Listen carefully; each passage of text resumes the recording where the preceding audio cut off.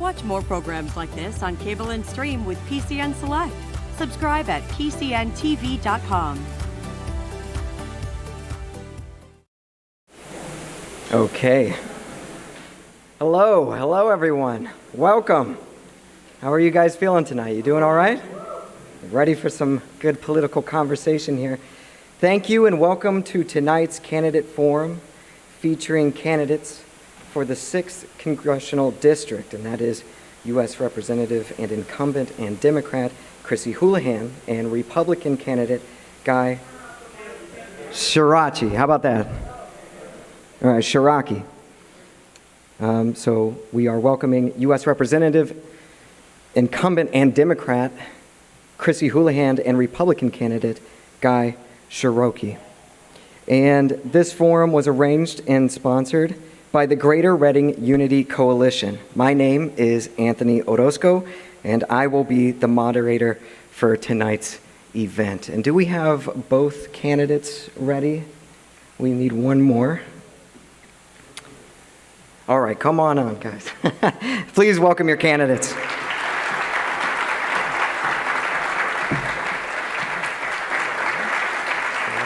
Thank you.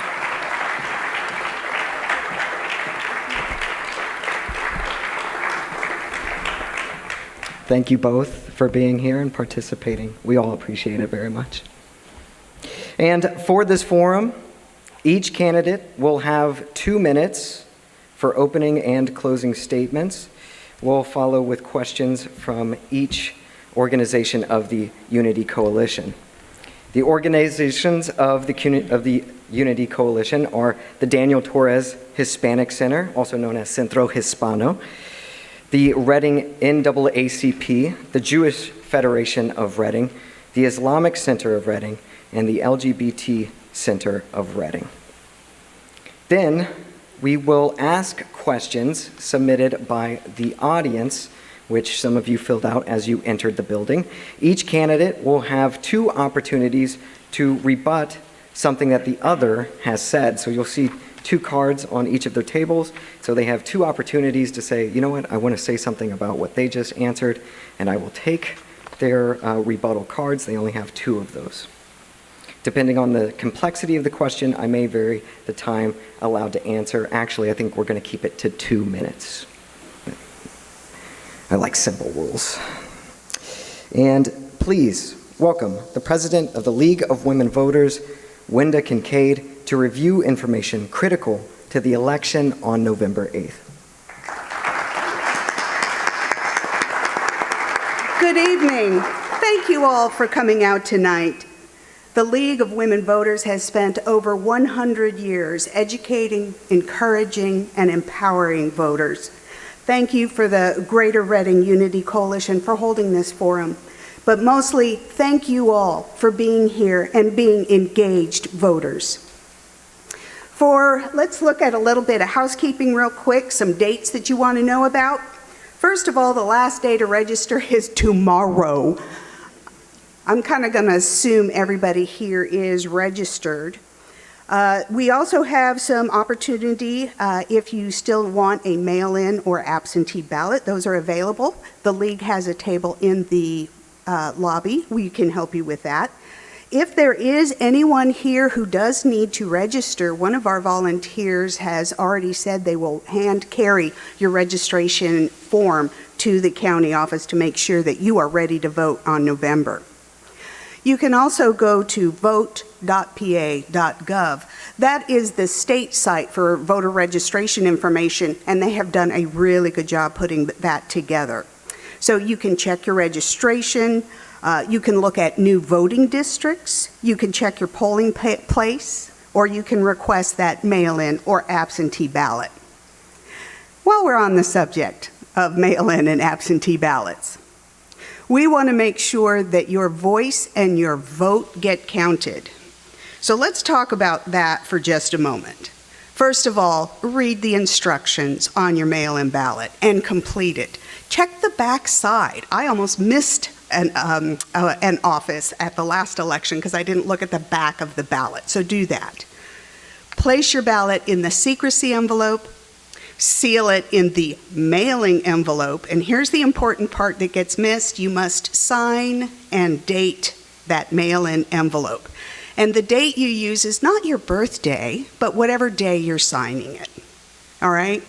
Mail it or take it to a drop box. It must be received by 8 p.m. on Election Day, not postmarked, okay? And you can only deliver your own ballot to a drop box. You must request a mail-in or absentee ballot every year. Okay. One thing we encourage people to do if you are using mail-in or absentee ballots is have a party. Check each other's ballots. Make sure you completed them, didn't leave any blanks. The only way for your vote to get counted is if you complete that ballot correctly.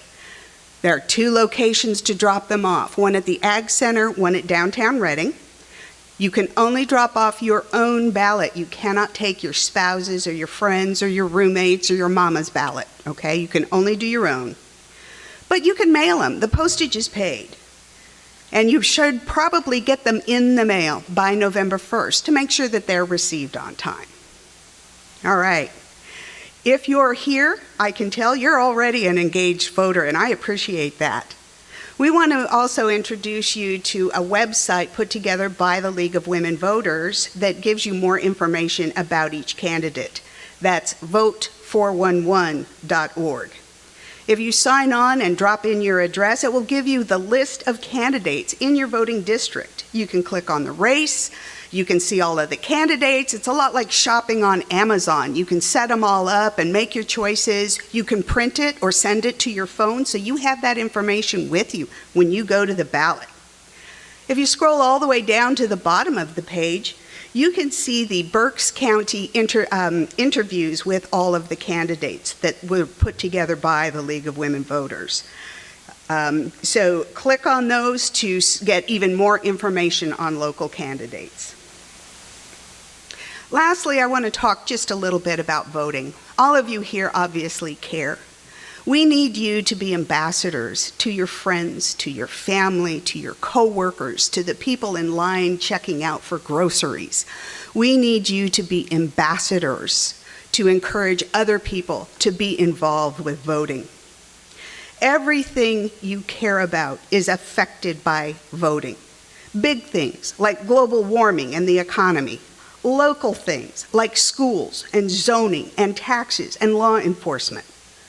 I hope every eligible person in this audience is voting, not just this fall, not just in November, but every single election, every single year. The people we elect make laws, execute laws, and judge the legality of the laws. And history shows that the laws can harm and close doors or help and open doors. We need officials and representatives that look like us. And I am convinced that when the people we elect are as diverse as we are, we will have a government that better meets everyone's needs. And we will only have that when each and every one of you makes it a priority to vote. Low voter turnout leads to hyperpartisanship. High voter turnout encourages a variety of political positions.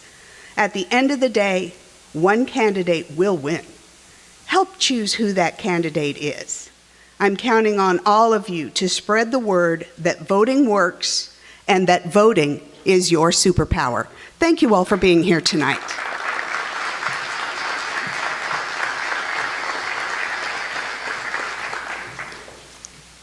Thank you very much, Wenda. And before we start, this is the job description of a representative in Congress. The U.S. House of Representatives purpose and passes laws in which must also be approved by the U.S. Senate. They act on domestic and international issues. They serve 2-year terms and earn $174,000 per year, plus benefits and expenses. Earlier today, we flipped a coin, and the Congresswoman will go first. Candidates, please tell us about yourselves and why you're running.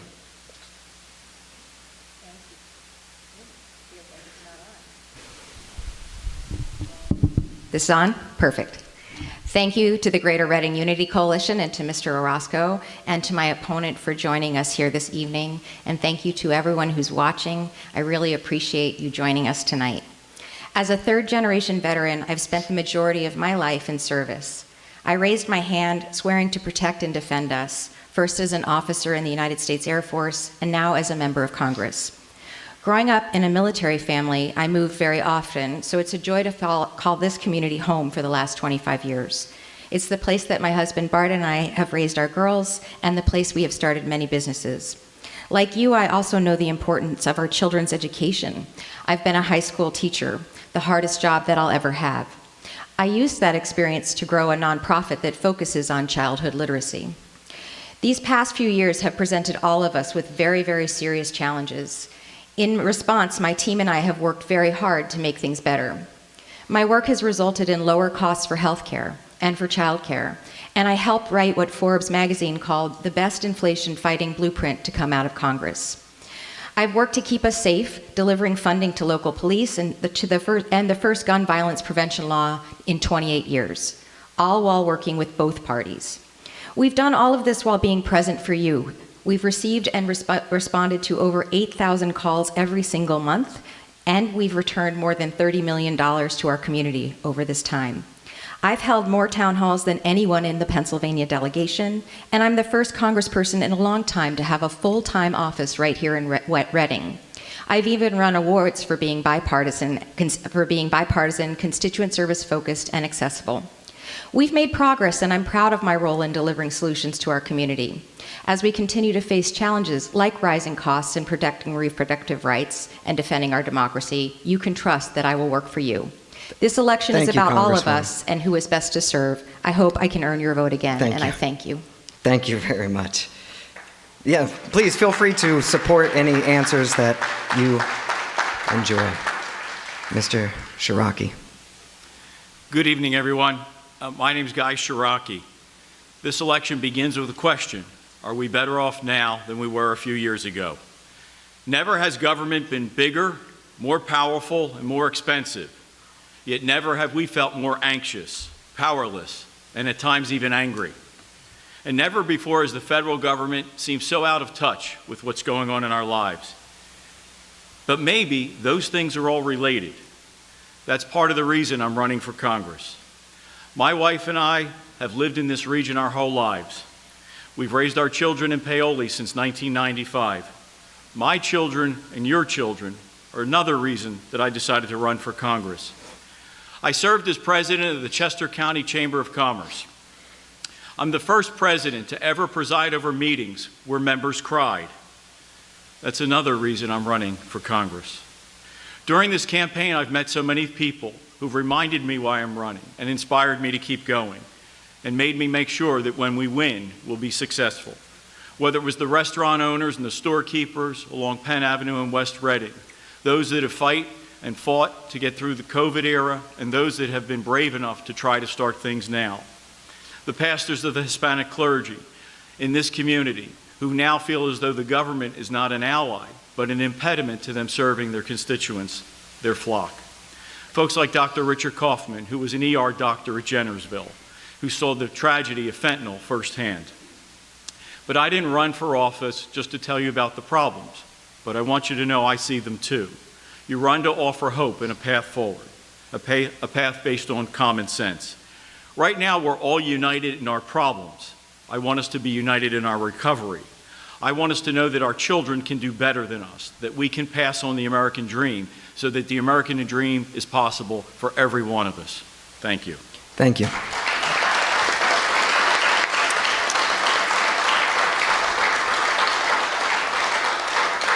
And for our first question, this is coming from the League of Women Voters, and we will continue with the pace that we have started now, and the Congresswoman will answer first. Berks County loves hunting, fishing, hiking, bike trails, birding, camping, all sorts of activities in nature. Yet we have invasive plants and insects, we have pollution and erosion of our waterways, and these changes in our environment have us very concerned. We love fresh and healthy foods at our local farmers market, yet our farmers struggle with increased flooding and drought. So the question is, what will you do to advocate in Congress to protect Berks County's natural environment? Sure, and thank you very much for the question. It is one that is within the purview of members of Congress in terms of being able to help in legislating what we all, I think, at this point, or largely agree on, which is that climate change is real and that people cause it, and that we really have a worrisome, not only is this an economic issue, which you talked about, but it's also a national security issue as well.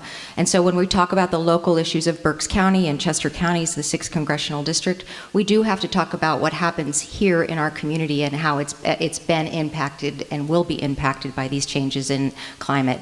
We saw for the first time in the last few years 100-year floods twice in our area that caused, in the case of Chester County, a federal state of emergency. And of course, here in Berks, we also saw remarkable destruction.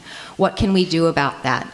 Well, at a federal level, what we can do about it is worry about making sure that we're evolving towards more increasingly renewable energy supplies and sources so that we can combat climate change and have a more healthy environment. And you mentioned agriculture as well, and not necessarily be spending as much on agriculture and crops.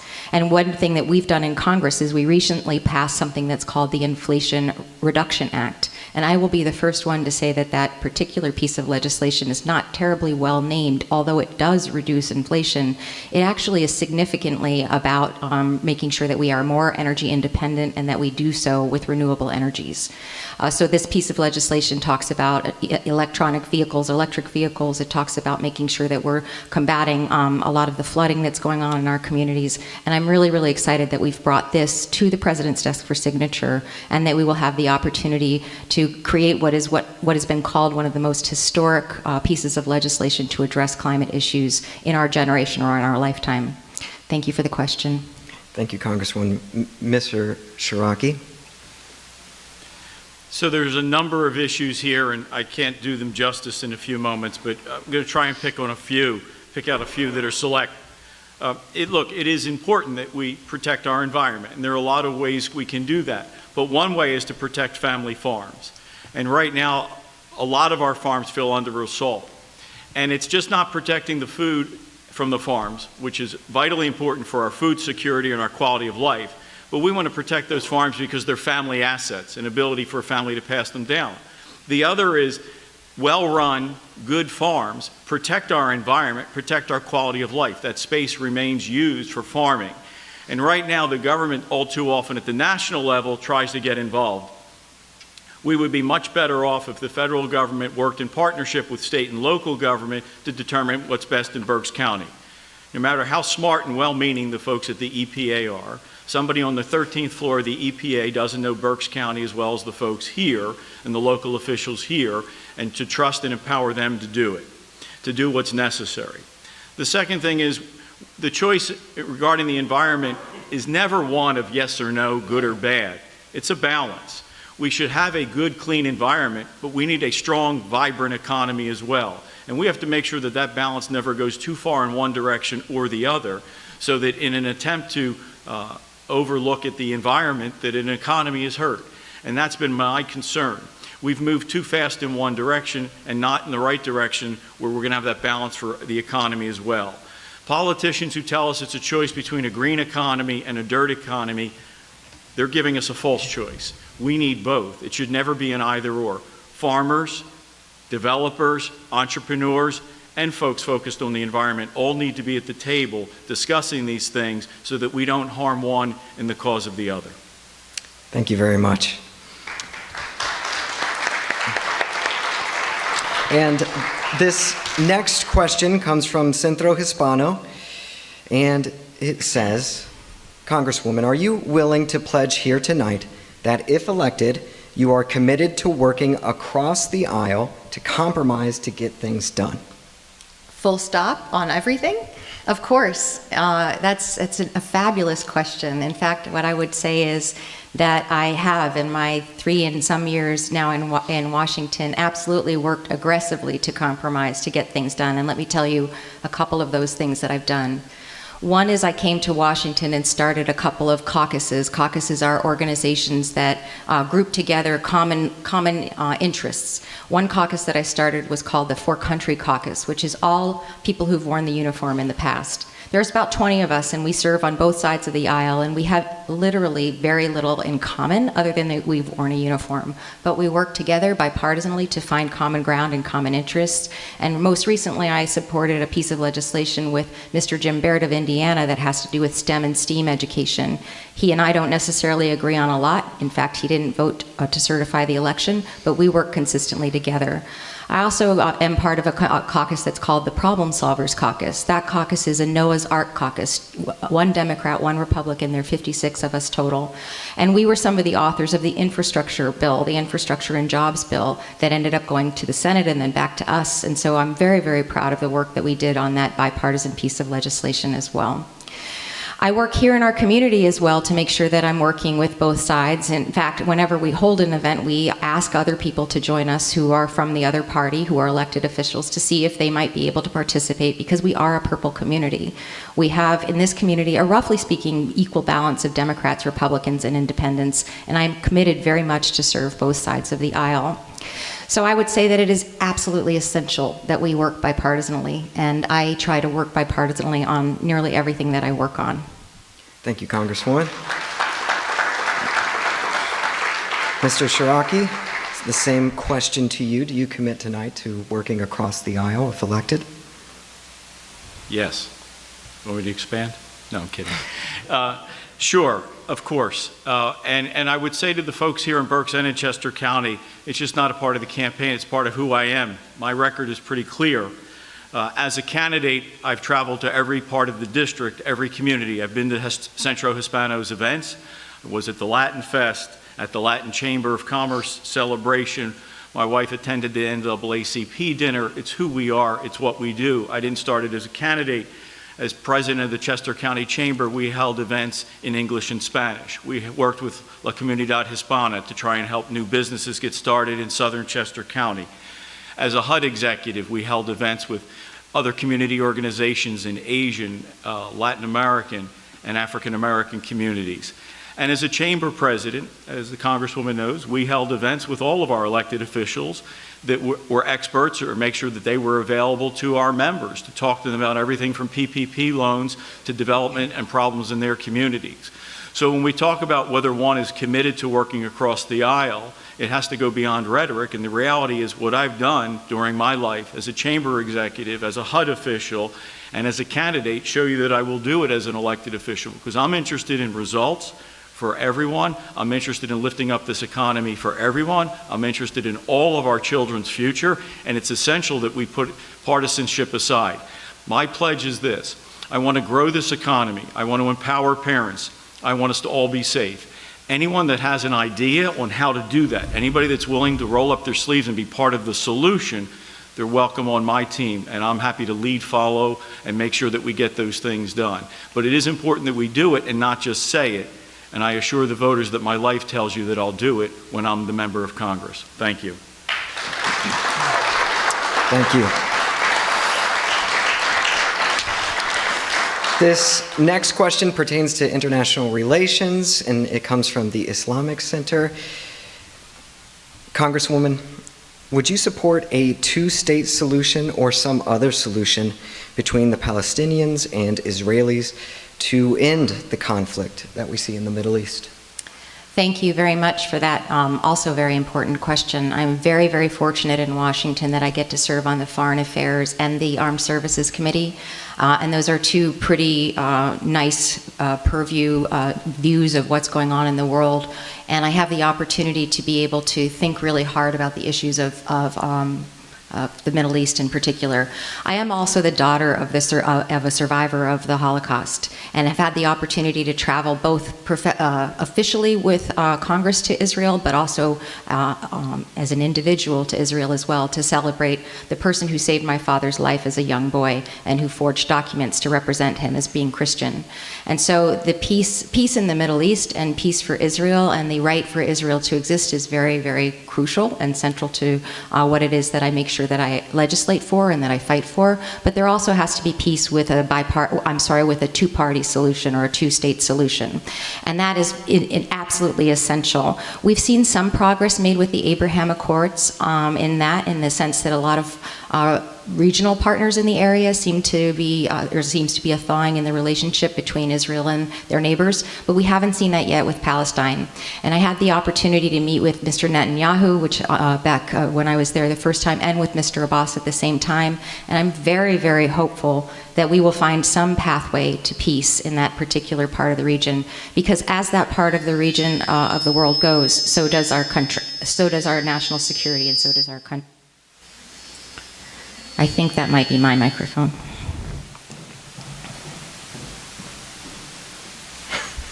Was it my? I'm not supposed to let you guys clap, so I'm sorry for letting you show some jubilee here. Was that time for you? I think so, Congresswoman? yeah. Would you like to continue, or do you feel like you've made your case? No, I'm very... Thank you very much. Thank you. Mr. Ciarrocchi. Sure. So there's a lot here as well. Decades of work trying to resolve and bring about peace there. We need to make sure that the United States is in a position of strength. Whatever conflict we want to talk about around the world, whether it's in the Middle East, whether it's in Europe, whether it's in Southeast Asia, if the United States is not economically and militarily strong, no one's going to listen to our voice. So our opinion won't matter. It's all the more reason that we need a strong economy, a strong national defense, and an administration that speaks clearly so that both our allies and our enemies know what we mean and know that what we say we mean it. Right now, our nation is economically weak. We've walked hat in hand around the world looking for people to help us. That doesn't put us in a position of strength. When it comes to the Middle East, what we're all seeking is a lasting peace where those children can grow up in a community that's safe. I'm open to solutions that will bring about a lasting peace. Those solutions have to include a stable and safe and secure Israel, but one that also provides long-term security for the families and the people of that region, something that we all have worked for and hoped for and prayed for. But our voice in the world, where we've become used to the fact of what do the Americans think, we can't take for granted anymore. We can't take it for granted if we're asking folks in the Middle East to make sure that we can run our cars and heat our homes. We're no longer just in a position of strength to offer leadership. So we need to speak clearly. We need to make sure that the focus is on lasting peace, but we need to make sure that we're in a position to show that leadership so that the United States can be a force for good and stability. Thank you, Mr. Ciarrocchi. Excuse me? Okay. This question comes from the League of Women Voters, and we'll start with you, Mr. Ciarrocchi. The U.S. Congress is investigating what led to the riot at the U.S. Capitol on January 6, 2021, as the votes for U.S. President were being counted. The investigating committee has had several public hearings. Please tell us your thoughts on the hearings and the committee's subpoena of former President Donald Trump.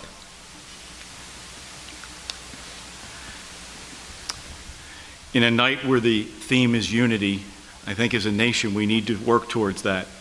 It's time for this committee to bring this to a close. There's either a resolution and a decision to be made or not. It's been 2 years. We have an economy that's falling apart. We have problems of safety in our own communities. We have issues within our own nation. We need to work on our energy supply, a fentanyl problem. We need to get Republicans and Democrats to stop fighting with each other and focus on the things that impact our lives. The committee's been in existence for 1.5 years. Either there are things that need to be brought to the attention of the Justice Department and people need to be charged, or we need to bring this to a close. We need to move beyond this chapter. We've spent the last 6 years looking backwards. It's time for us to look forward. I don't know what the committee knows, but what I know at this point, this nation needs this chapter to wrap up. The next Congress needs to be focused on the things that matter in our lives. and not rehashing the 2016 or the 2020 election or the aftermath of it. There are plenty of reasons why we can fight. There are plenty of reasons we can rip each other apart. But we need to instill trust, and we begin that trust by making sure that Congress is focused on the things that matter, and that voters have a sense that both parties are focused on things in our daily lives, not so the Democrats can stick it to the Republicans or the Republicans can stick it to the Democrats. Let's move on. Let the committee finish its work, please, in the near future, and let's get back to inflation, our security, and rebuilding this country. Thank you. Thank you. Congresswoman? This is a really important question, and I think what's really important about it is a recognition that that Congress has to be able to do both, that we cannot simply put the past behind us, that there's just too much at stake. It's literally our democracy that is at stake. This was a free and fair election, and it was secure, and we need to make sure that we protect the right for every eligible voter to be able to vote and to feel confident in their vote. And so what I would say is that this is a case where the Congress can do both. We can obviously consider and continue to consider all of the things that are everyday issues as we talk about kitchen table issues. But I would argue that our democracy is a kitchen table issue as well. It's the thing that allows us to continue to exist as a free and fair nation. And so I guess my question is the work of the committee done if we haven't been willing to admit whether or not President Biden is the due and fairly elected president of the United States? More than 100 of my colleagues voted no for that. Many of my colleagues in this state, 8 of the 9 of them, voted against certifying the president as president, but also for certifying them to be able to take their seats in the body. And so this is a really important question. That you sir, phrased this, I think, as a riot.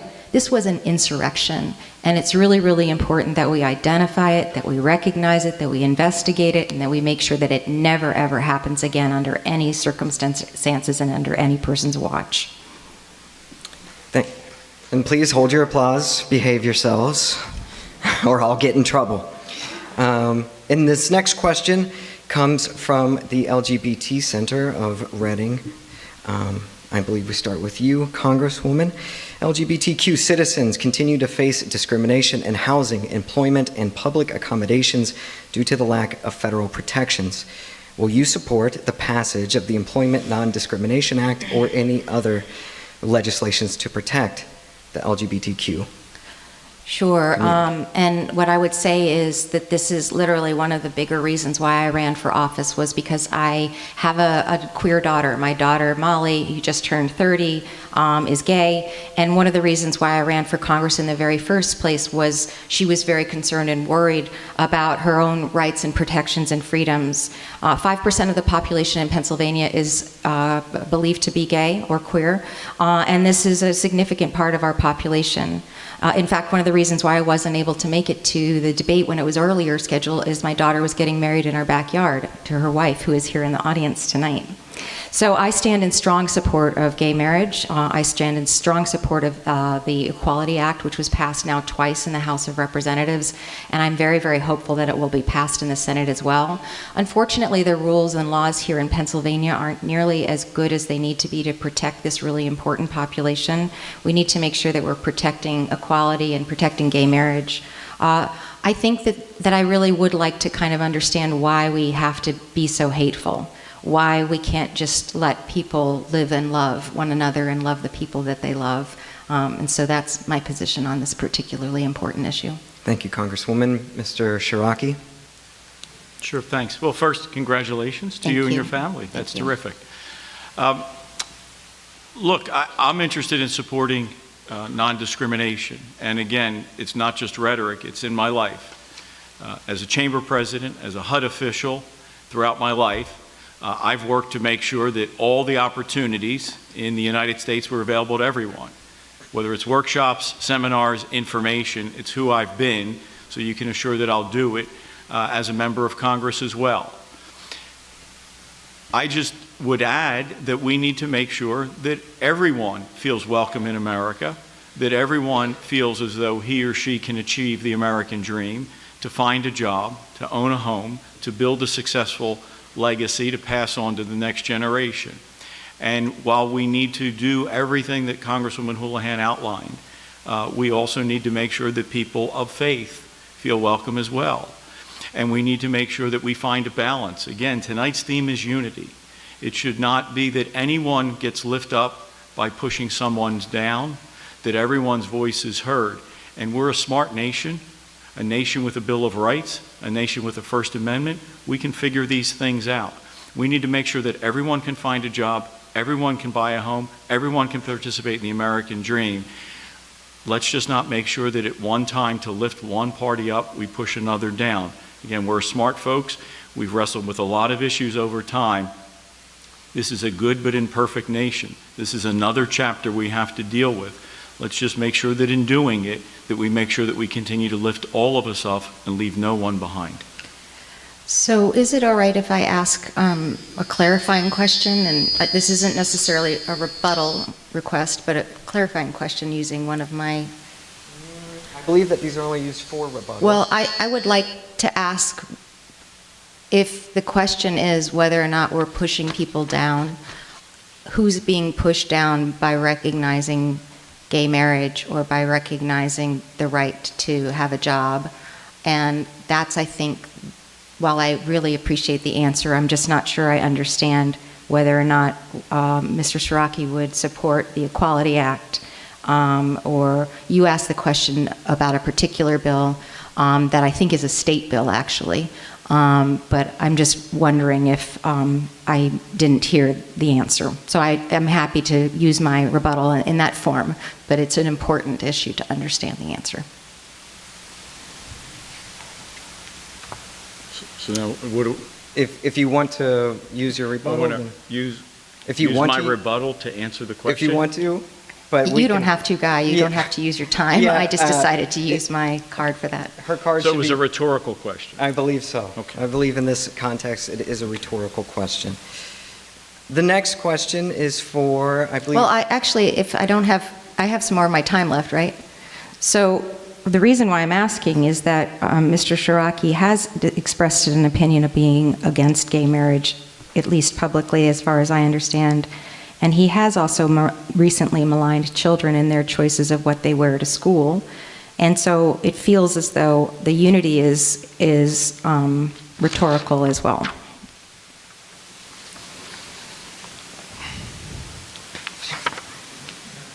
See, mine are red and hers are blue. So, one of the rules was that we were to be positive and not attack each other, but I'll try to honor that.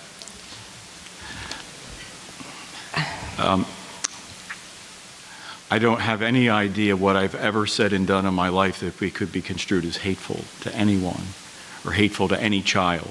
My wife and I have raised 3 children.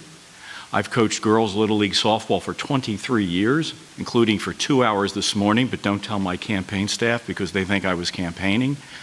So I have no idea what I could have possibly done in my life to ever make any child feel unwelcome or question anything about any child. I've devoted my life to children, children's education, and teaching girls of the main line how to bunt, slide, and be teammates. So I'm a little taken aback by that. As far as anything else, all I want to do is to recognize that we need to have a quality of housing and jobs and opportunity, but as often has been balanced, that other folks who have religious beliefs, that we balance the two. That's all I've ever asked, and that's all I've ever suggested. There are individuals of various religious denominations that have deeply held beliefs, and we should find a way that those men and women can make sure that their faith tradition is respected while we also recognize other rights as well. We've managed to balance it in other contexts. We should balance it in this. Thank you. And I believe we will go back to the questions, and that starts with you, Mr. Ciarrocchi. This comes from the NAACP. The John Lewis Voting Rights Advancement Act, initiated in 2019 to counter the Supreme Court decision in Holder versus Shelby. And the question is, do you support the pre-clearance guidelines outlined in this proposed legislation? So are you able to share some of the provisions you'd like me to discuss? I do not have the provisions with me, no. Well, then let's start with basics. Every American citizen should have the right to vote. Voting should be easy. I've always said with elections there should be three principles: easy to vote, hard to cheat, and results we can trust. Any American who's ever denied access to register to vote or get to the polling place, call me and I'll walk with you to the polling place. No one should be denied, no citizen should be denied the opportunity to register to vote. No citizen should be denied the right to cast their vote for any reason whatsoever: race, religion, gender, where they live, how much they make, or anything. So I'm happy to do that. I candidly don't know all of the provisions of the piece of legislation. I apologize for that. I'm happy to learn more about it, and if the person who asked would care to share it with me, I'd be happy to talk with that person afterwards offline or send you a written statement. But my principle is that the United States of America only works if every citizen knows that he or she has the right to register to vote and the right to cast their vote, and that elections should be around those three principles. It should be easy to vote, hard to cheat, and we should have results we can trust. And I'll do that as I've done it in the past, and I'd be happy to do that as a member of Congress. Thank you, Mr. Ciarrocchi. Congresswoman? I did vote for the John Lewis Voting Rights Act and would vote for it again. Unfortunately, it was a relatively partisan vote, which I still don't really understand, since this was passed before very, very resoundingly bipartisanly. In fact, I think in the Senate it was historically in the 90s. So somewhere something happened where we aren't able to agree that there shouldn't be things like voter intimidation, and that if there is indication of voter intimidation at the national level, that it should be investigated and looked into. And I think that that's, again, fundamental to who we are, and I think that Mr. Ciarrocchi would agree with me on that. I think that one of the things relevant to here in Berks as an example, for those of us who are following along, as far as I know right now, the drop box that is here is going to be guarded by an armed, uniformed sheriff or police officer, which to me feels pretty intimidating. I don't know that I would necessarily walk up and drop my ballot there. And so this is the kind of thing, and I know that our Secretary of State in Pennsylvania has asked for a response to that concern. That's the kind of thing that I would think the John Lewis Voting Rights Act would speak to, and that I will continue to support. I hope it gets passed in the Senate as well. Thank you very much. And at this time, we're going to be moving to questions that were submitted by the audience. And I will be starting with the Congresswoman.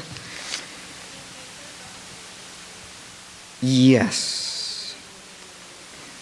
Oh, we did ask one from the Jewish Federation. Oh, you're right. It was the Islamic Federation that asked the question. Mm-hmm.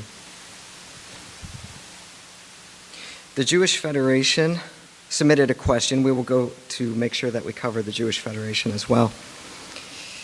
What can you or Congress do to combat rising anti-Semitism and hate crimes across the country? Is it my turn? I believe so, yes. Yes, this is an enormous issue. And as we talked about earlier, my father is a survivor of the Holocaust, and my daughter is queer. And when we talk about hate crimes, it's personal, and I'm sure it is for most of us here. One of the things that we can do is to try to make sure that we're not, and this is where I'll bring out something that I would assume will come out later on, that we're allowing for law enforcement to do the job of law enforcement. And that means that they are protecting everyone for all of the things. And some of the things are hate crimes, racist rhetoric, which we've seen an remarkable increase over the last several years. It also means that we need to be able to be supporting things like the FBI as well, which is where the hate crimes division largely lives too. So if we're thinking about making sure that we are addressing hate crimes, we need to be supporting our law enforcement, we need to be supporting our FBI, and we also need to be thinking about how we're educating our kids, and that starts with civility and decency. And I'm really appreciative of the environment that we're in here. By no means did I mean to offend or appear to be on the attack. I was simply asking for clarification. But we really need, in this community and in this country and in this nation, to start with how we conduct ourselves at home. And so one of the things we try and do in our office is lead by example. We've tried and successfully had more than 65 town halls in our area that have, to almost all of them, been very civil and very decent. We start the conversation by saying we might not all get along and we might not all agree, but we can all treat each other with decency and respect, and we're all patriots. And that example that we give to our kids of leadership by example from the top and from our schools and all those kinds of things, I hope will also be able to combat the rise of bigotry, the rise of hatred, and the rise of hate crimes as well. So it starts at home, but it also can be helped by making sure that we're supporting our law enforcement officers. Thank you, Congresswoman. Mr. Ciarrocchi. Part of holding office is leadership. It means speaking out. It means using the good of having a bully pulpit. There's no place for anti-Semitism. There's no place for hate speech. There's no place for making people feel unwelcome here in America. There's no place for holding down or ridiculing people because of their faith or their origin. I have zero tolerance for it and have a record of being supportive of making sure that everyone feels respected and welcome and speaking out against things like that. The way we do it is multifaceted. The way we do it is making sure the First Amendment is protected. At the same time, leaders need to speak out. And when groups of Americans are pointed out or singled out as a target, there's times where leaders have to come forward and speak and stand with people who are being the targets, whether it's based on race or religion or where people live. It's part of leadership what you need to do. I do think that schools play a role. I do think at times we've seen over the last few years that schools have done what may have been well intended, but have focused too much on dividing children rather than uniting them, focused on keeping parents out of the discussion. If we're going to bring about racial healing, religious healing, easing tensions in this nation, classrooms should be used as a place to bring the students together, to break down barriers, to remind the students what they have in common, not what they have different, to remind them how they're more alike, not how they're different, to invite parents to be part of that dialogue so the parents can contribute and know what's going on. No matter how well intended, we sometimes as a nation attempt to do one thing and work out doing the exact opposite. This is a time where, whether it's race or religion or other issues, we should be looking for leadership to bring people together, and that involves dialogue. That involves treating people as equal, not telling them their differences, but telling them their commonalities, and making sure that everyone feels welcome. Thank you, Mr. Ciarrocchi. We've practiced this before, but I always mess up his name. It's just like it's spelled. With a name like Orozco, I can definitely know how that feels. Okay, so now we are going to audience questions. And Mr. Ciarrocchi, you have the first swing at this. The first question that I have here is, do you support a 15-hour minimum wage federally across the nation? Why or why not? Sorry. So in general, a federal minimum wage has its benefits and its negative. The benefits is making sure that there's a minimum wage. It's pretty self-evident. The challenges are trying to find anything we can do out of Washington and something like that covers all types of industries and covers the whole nation. $15 may be a lot of money in certain places and not enough in another. My problem with any dollar amount in the minimum wage is not the dollar amount. It's the idea that there's a one-size-fits-all that would equally work in rural Berks County and in Center City, Philadelphia, that would work in Berks County and work in Montana, where the cost of living is 60% of what it is here. So that's been my problem with it. It's not that anyone's not entitled to a minimum wage. Of course they are. I held first jobs. I was a busboy. I delivered newspapers. I worked at different businesses. So I would have to look at it in the context when the legislation came up to see what other wages were around the nation before I could make a final decision.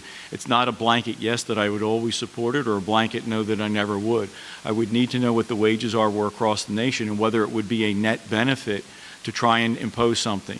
I think too often the federal government, with the best of intentions, tries to do things and has the opposite impact. What we don't want is teenagers or young people being denied their first jobs because of an artificially high minimum wage in some communities, nor for it to be used in other communities to pay people below what they would otherwise be able to make. So the answer is I would need to see when I take office, and I would need to see with the states across the nation. I know I'd be very focused on what we're paying here in Berks and Chester County before I could render an opinion. I go into it with my eyes wide open with the idea of how do we best lift up people and grow the economy. Thank you, Mr. Ciarrocchi. Congresswoman? It's a really good question, and I think it is actually, I hope by my answer will give you a little bit of insight into how I think of things when I'm down in Washington about these kinds of issues. How I thought about this issue when I voted for a $15 federal minimum wage is that I looked here, I looked in our neighborhood, I looked in our community in Chester and Berks County, and when I looked around, what I realized is that $15 isn't enough in our community. It's not even close to enough in our community. Even in Berks, Palmer Chocolate is now finally paying $22 an hour. And so for me, I was comfortable for our district and for our state voting for the $15 minimum wage hour because our state in decades hasn't raised the minimum wage, and I think it's still abysmally low and not reflective of the work that people actually do for the money that they earn, and not allowing people with a full-time 40-hour work job to have a lifestyle that affords them rent and food. And so I was in support and am in support of a $15 minimum wage. I did look around as well and supported other legislation that did what was called a living wage. That was exactly as Mr. Ciarrocchi is describing, kind of looking at across the country and at different regions, what would be a fair wage. My brother lives in Iowa. I don't necessarily think that it's $15 for him. But what I was struck by is that seemed to be not as appealing to people because of how complex it was to roll out. And what was interesting to me is I served in the military, and when you move in the military, every single base that you go to has a different pay scale depending on where you live. So it would seem as though we would be able to accomplish this at a federal level, but there just hasn't been yet the appetite for this. So that's kind of my decision-making process, is looking at the 6th Congressional, looking at who we serve, thinking about what it takes to take home a decent wage, a living wage, and supporting that, because that's indeed not enough. So I hope that's helpful in how you think about how I see things. You're welcome. I hate interrupting people, so please excuse me. That's fine. I didn't see the sign.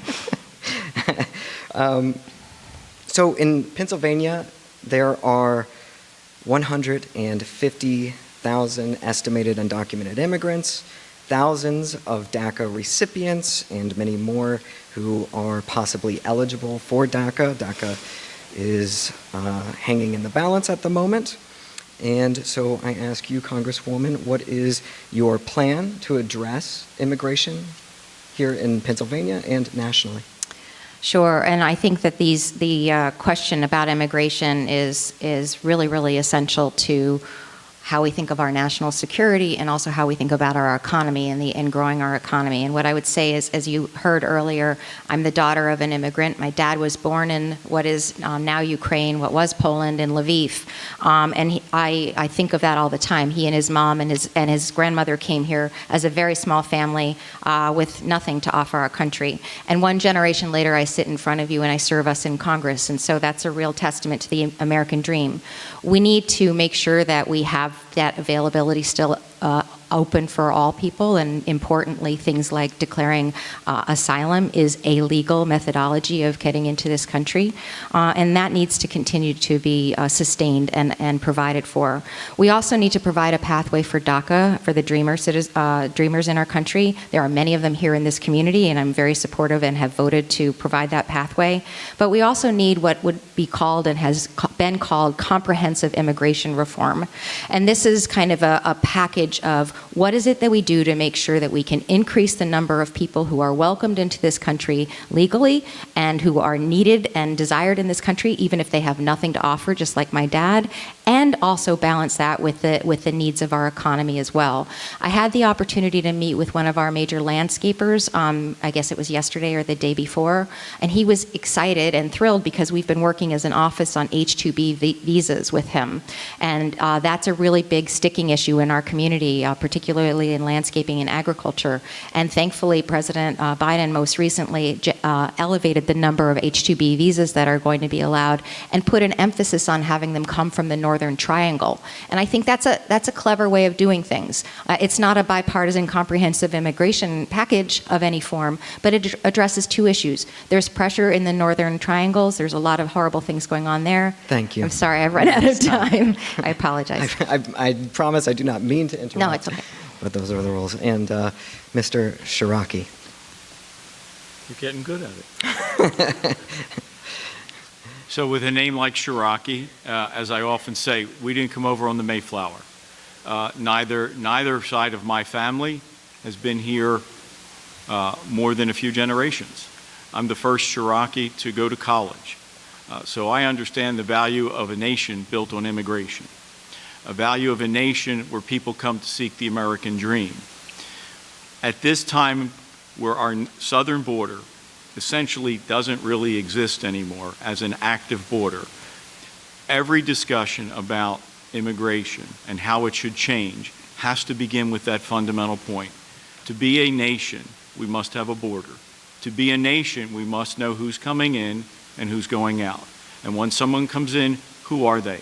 What's their background? Why are they coming here? If they're here for a working visa or a student visa, where are they going?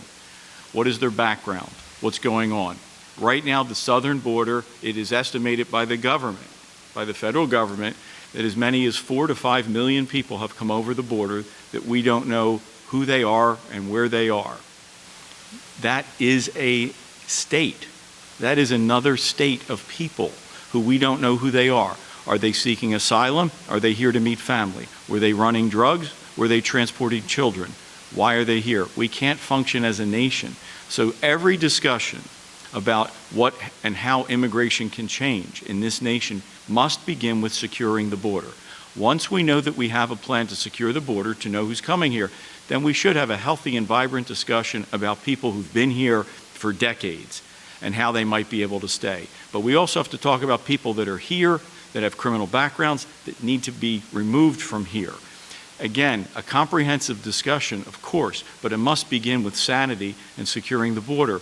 And then we should be a nation of immigrants where And everyone I get to is welcome. interrupt you this time, I'm sorry. It's only fair. But it's only fair. And starting with you, Mr. Ciarrocchi, since the overturning of Roe versus Wade, in that context, what, if any, should the federal policy of abortion be? Sure. So I'm happy to discuss it. I would just point out, and I hope it's not out of turn, that we've gone through nearly a dozen questions, and we haven't talked about the economy, which is the thing that most people talk to me about. And I think that that's unfortunate. I hope we get a chance to do that. Regarding Roe versus Wade, again, there are many thoughts, and as a nation, we should be able to hold them all in our heads at the same time. I'm pro-life. I've said that. I've written about it. I've appeared on the radio. It's who I am. The Dobbs decision probably does not allow very much for federal regulation. This will be a 50-state decision. Of the two of us running, only one wants a federal law on abortion, and I'm not the one. I think it's a decision by the 50 states. Neither Congress, nor Mississippi, nor California ought to tell people in Berks County what happens. This should be a discussion here, held in Pennsylvania, of which Guy Ciarrocchi, as a private citizen, will be happy to take part in the discussion as to what reasonable standards and what reasonable limits and what reasonable guidelines are. And that's what's best for us as a nation, not a one-size-fits-all. Furthermore, on all the issues involving life, we should be looking for common ground. As I've been misquoted 4 times in the mail on what my position is, I actually have tried to reach out and say there are things that Republicans and Democrats should agree on in making sure that no woman feels as though she has no other option, that no man thinks that he can be the father of a child and walk away, that no child should be born without the security of the food and nutrients that that baby needs. There are a lot of things where the left and the right, where Democrats and Republicans can come together on that issue, and we ought to look for it to preserve life and to preserve the quality of life, and I'd be happy to be part of that discussion as well. Thank you. Congresswoman? This is also an important question, and one where even if it were an issue that was held to the states, my guess is that should Mr. Ciarrocchi or I be successful in being elected to serve in Congress, that we would both be asked to take a vote on this one way or the other. And so I think it is fair to ask whether or not, if there were a piece of legislation either supporting or codifying Roe versus Wade, Roe, or one that is denying that we would each have an opinion. And my opinion is I have voted for the Women's Health Reproductive Act twice. I will support a woman's bodily autonomy and her right to have reproductive freedom and make those choices with her faith and with her family and with her self. I think this is very important. I am very, very worried. In the state of Pennsylvania, this isn't a conversation that doesn't have an answer. In Pennsylvania, if we successfully elect Mr. Mastriano for governor, he has declared that his number one priority is to deny the right to choose. That's his number one priority with no exceptions. And so we have to understand that that's what's going to happen in our state. And what I think is fair is to ask what would happen if we ended up having a federal vote. Because I think you're right, Mr. Ciarrocchi. I think there is a compromise of sorts here where we might be able to come to some sort of a federal understanding of what is okay and able to be done and what isn't. But we can't have the wild, wild west out there. We can't have women who serve in the military in Texas trying to figure out where they're going to be going if they need an abortion, which should be their right to have, given that they've been stationed in Texas. And so this is a very, very complicated issue. I agree with Mr. Ciarrocchi that we also... Thank you, Congresswoman. I'm sorry. No worries. And that brings us to closing statements. And since we started with the Congresswoman, we'll start with Mr. Ciarrocchi. What was that? We have a ton of questions. There are many questions. And why don't we do this? Why don't we answer a question on the economy? Because I think we each want to talk about it.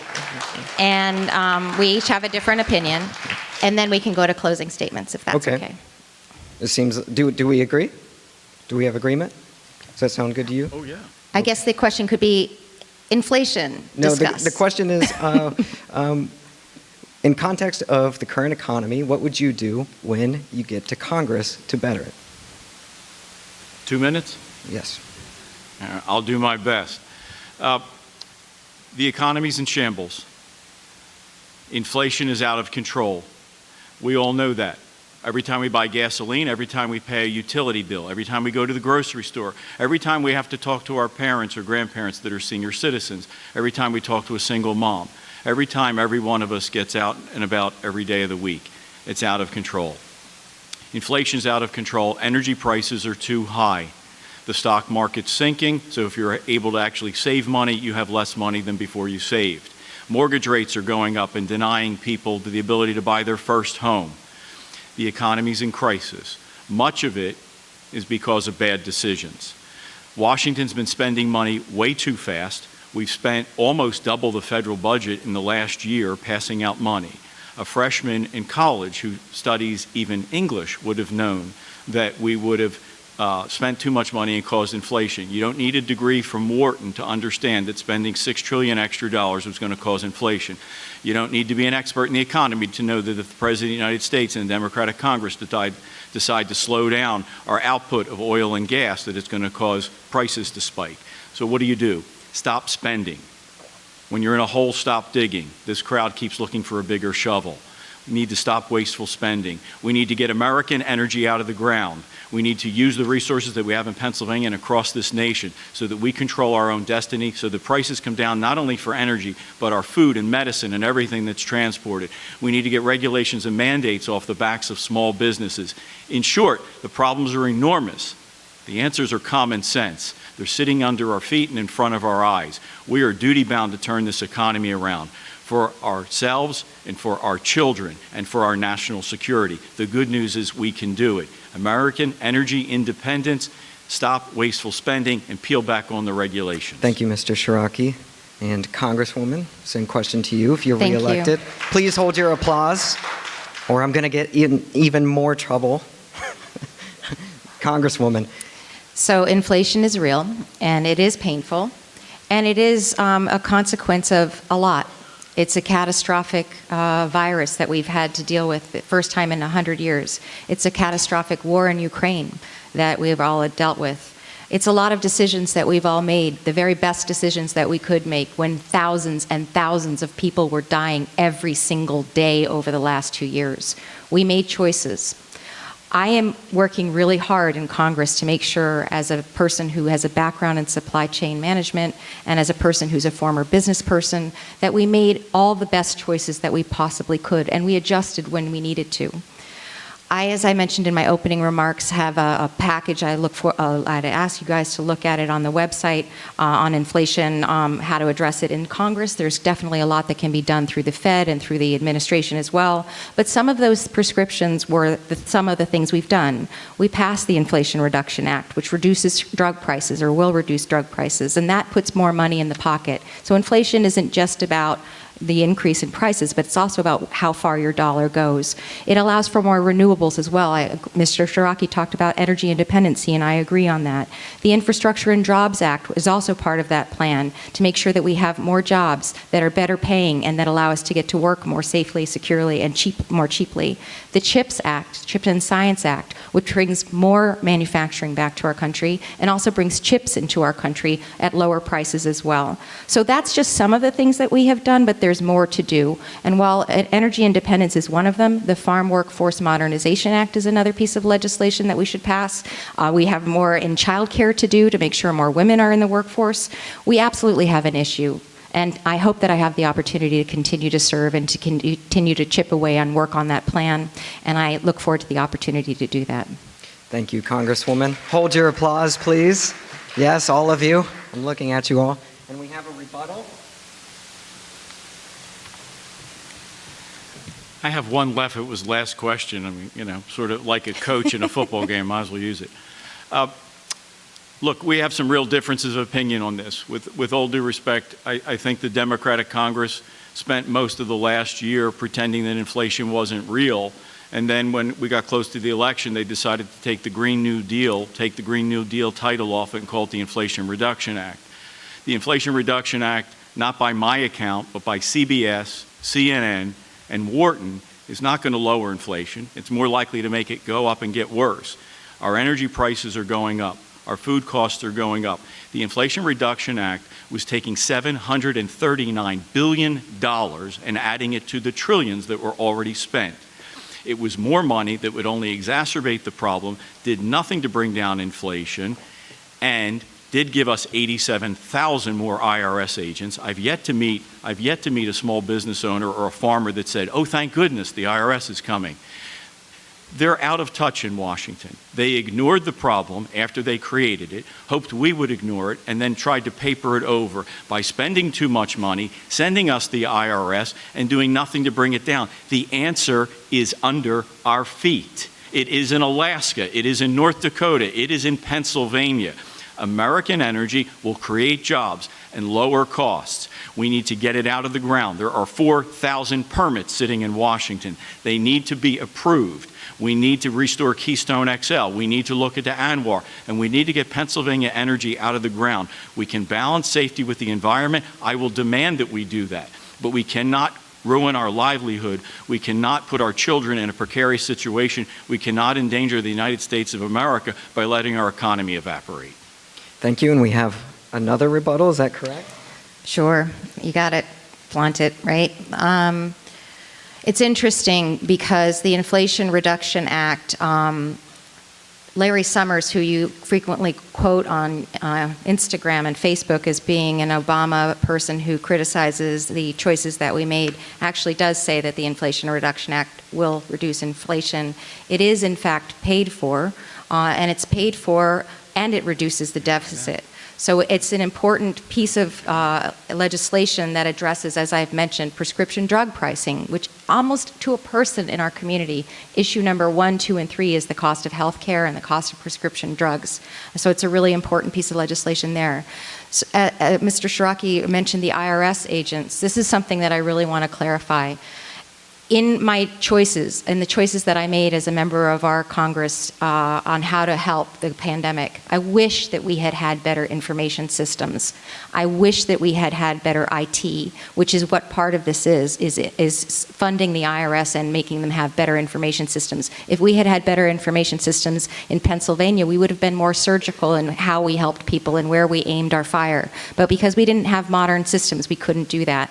I will also mention with the IRS agents themselves, I serve you all. We have 400 open cases right now that are IRS specific. People cannot get people on the phone at the IRS. We need IRS people. We need people to answer the phone. So this is not some grand conspiracy or grand plan to knock on your door and drag your money out of your pocket. This is so that you can get somebody on the phone when you call the IRS. So I think that we each have different opinions of what's going on in this particular piece of legislation, but I think it's worth clarifying. Thank you, Congresswoman. And now is time for closing comments. And since we started with the Congresswoman, we'll be starting with Mr. Ciarrocchi. Your closing comments. Thank you. I want to thank everyone for being here and thank all the sponsoring organizations for this opportunity. I think it's gone well. There's 17 days to go. I hope we get to do it again. It's a shame we haven't had a chance to do it more often. This election is a choice. Are we better off now than we were a few years ago? Is this generation, folks like me and the Congresswoman, are we ready to hand things over to our kids? Can we tell them mission accomplished? We've allowed our kids to be on firm footing so that they can reach higher and do better. I don't think so. I don't think we're better off when we're not ready to hand it off to our children and our grandchildren. Not with the economy in shambles, not with the crime, not with their test scores falling, and not with fentanyl in our community. But there is hope. There is a way to turn these things around. We know how to fight crime. Fighting crime used to be bipartisan. It was something we all agreed on before we talked about defunding the police, and the police were the problem. I've never met a single mom that said, you know, if there were less cops, I'd let my kids play at night. I've never met a parent say, you know what, if Philadelphia had less cops, I'd let my kids go to the Made in America concert. I don't know where it came from, and we ought to put it on the ash heap of history. There is good news. We can grow this economy. We do have the energy resources here. We do have the entrepreneurs that I've met that you see every day that are opening shops in Reading and West Reading and across this district and across this nation. They want to know the federal government and the IRS agents aren't going to make their lives harder. We want to know that our children will be safe, that their test scores will go up. We want to know that the illegal drugs won't be in their community. When we focus on those things, we will restore the American dream, and that's what all this is about. We should stop with the name calling. We should stop with the exaggeration. We should stop with taking quotes out of context. We need more debate, more discussion, and a focus on the things that impact us all. We need to revive this economy. We need to make ourselves safe and secure, and we need to restore the American dream. The good news is we can do it. I'm committing to doing it. Thank you. And if you agree, Mr. Ciarrocchi, I'm the right guy for the job. That will be time. Thank you. Thank you. None of you listened to my plea for holding your applause. You should be ashamed of yourselves. Congresswoman, your closing comments. Thank you again to the organizers and to our esteemed moderator and to those who are watching and those who will be watching on the video. Life, as Mr. Ciarrocchi just said, it's about choices. And this election is absolutely about choices. And throughout my life, I've made the choice to serve and lead. And our community very much needs representatives who will lead by action and experience and not by rhetoric. I think we've agreed on that too. My opponent has talked about respecting our service members and our veterans, and I have served our country as an officer in the U.S. Air Force. He's talked about being an administrator for the Chamber of Commerce. Well, I've actually grown and run several businesses, one of which grew into a global brand that is now in over 100 countries. My opponent talks about his interest in educating our kids, and I've been in the classroom as a chemistry teacher and a leader of a nonprofit. Over the last few years, we together have faced enormous challenges. COVID shut our schools and businesses and screwed up our supply chains, and I'm really proud of the work that fewer Americans are dying from this virus now, that schools are open for in-person instruction now, that businesses are reinvigorated, although still a lot of work to go, and our supply chains are operating slightly more effectively. But as we've all talked about here today, there is so much more work to be done. Looking ahead, our community is starting to see some benefits of important legislation that has been passed with my help. Thanks to these efforts, domestic energy production and domestic manufacturing will go up. Prescription drug prices will go down. Farmers will get more help than at any time since the Dust Bowl, and fewer guns will get into the hands of those who are in danger to themselves and to others. Thanks to a long overdue investment in infrastructure, we'll also have better broadband and safer roads and bridges. It's truly the honor and privilege of my lifetime to serve our Purple Place of Chester and Berks County. It's an honor to once again ask for your vote. I thank you, and I thank Mr. Ciarrocchi for joining us today as well. That's time. Please hold your applause until the end. Please contain yourselves. I promise I will let you make some noise. So thank you, Mrs. Houlahan and Mr. Ciarrocchi, for giving your time and your answers to our questions. Please remember, everyone, that the deadline to register is tomorrow. The League of Women Voters and their volunteers are out in the lobby to help you if you need to be registered or have questions about the election. The League has, in cooperation with the Berks County Television, produced a series of interviews with these and other candidates. You will find the QR code at their table in the lobby. The deadline to request an absentee or mail-in ballot is November 1st. It must be returned to the county by 8 p.m. on Election Day. Election Day is Tuesday, November 8th. Polls are open from 7 in the morning until 8 p.m., 8 at night. Please vote and encourage your friends and family to vote, to have their voices heard. Our future is in our hands. Thank you and good evening. Please make some noise.